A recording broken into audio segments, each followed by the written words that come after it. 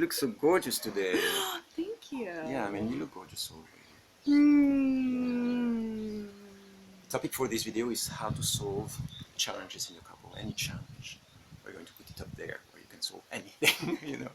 Did we face any challenges? Oh my God. Yeah? We faced so many challenges. So we have been, you know, relating, dating, coupling for like a year now, in and out, and we hit lots of points where we go like, literally the words that we use were, we're fucked. We're totally fucked. We're fucked. And then suddenly something comes up and we go like, no, wait, something is emerging, something is coming. And what's interesting is that there has been many walls, right? Many places, many moments where it felt like a wall. And then suddenly the water or the spirit starts streaming around it and we start seeing something that we didn't see before. Yeah. Right? Yeah. You have an example about that? A specific example? Maybe. I don't know. No, I No. Okay, we'll come back to maybe if an example shows up. The reason why I wanted to record this video is because it strikes me that sometimes, you know, imagine that I face a limitation or a challenge in our relationship. For instance, you're doing something that I disapprove of, or that feels threatening to me, or that feels out of alignment with our agreements, or something like that. So my intention could be this. I go to you and I go like, I don't like what you're doing. I want you to change that behavior, which would be imposing my view, imposing what I think is right or what I think is wrong, and saying, well, it's either you do it or our relationship is over, right? And so that would be really imposing. And how would you feel if I would do something like that? I would rebel against it because I don't like anyone telling me what to do. That really makes me mad. So if my intention is to bond, right? My intention is to stay connected. If I go to you and say, well, here's what I want you to do, and it's like, this is me doing that. It's limiting your freedom. And so if I'm wise, and I'm really wise, as you can see, I'm not going to do that. And so what emerges rather is this. Here's a way to word it. It's like, over the last couple of weeks, I've been facing a challenge. And here is what this challenge is about. Here's how it makes me feel. Yes. Okay, the first thing is like, this is happening inside my system. That's already really good. It's I statements. It's taking responsibility for that it's actually your challenge. Exactly. Yes. So, you know, over the last couple of weeks, I noticed that you haven't been, for instance, as responsive with me. You haven't been available for us to connect, and I feel you're a little bit distant, for instance. And how it makes me feel like I'm investing myself and that I'm not getting the response from within. And then I could be like, okay, here is what I want you to do about it. I want you to be more responsive, or I want you to show up, or I can say something which is the magic formula. This is the one that I want you to remember is, what do you suggest we do about it?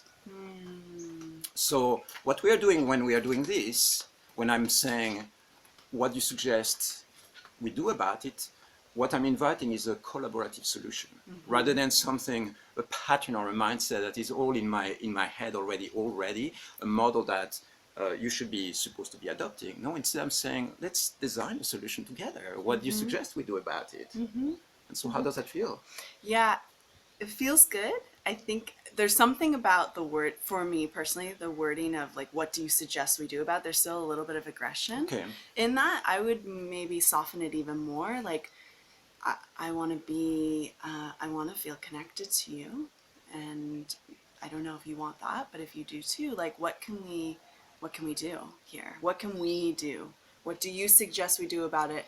Maybe moving more into like, what do we do about it? Hello.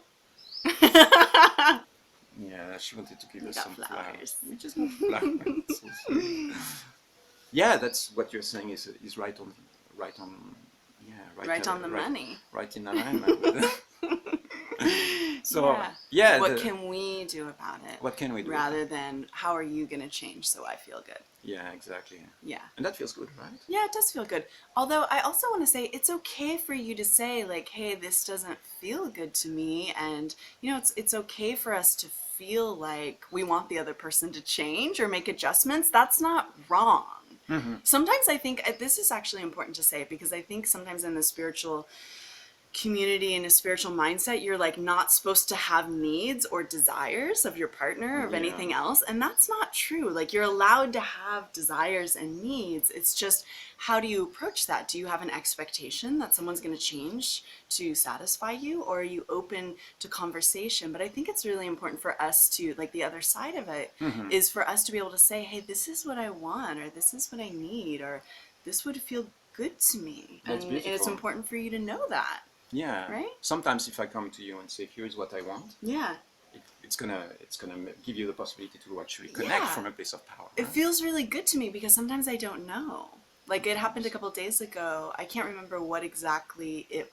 Oh, it was about me contributing more to our relationship in particular ways, and I didn't even know, without you saying like, "Hey, I feel like this is going on," and you didn't quite say like, "I'd like you to show up in a different way," but I didn't even know that was happening in our relationship. And so it was really important for you to say like, hey, this feels off. Yeah, exactly. Yeah. So here we go.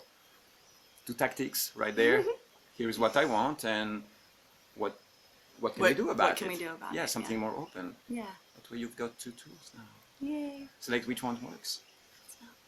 Oh my God. So nice. This is so nice. We love you. Bye.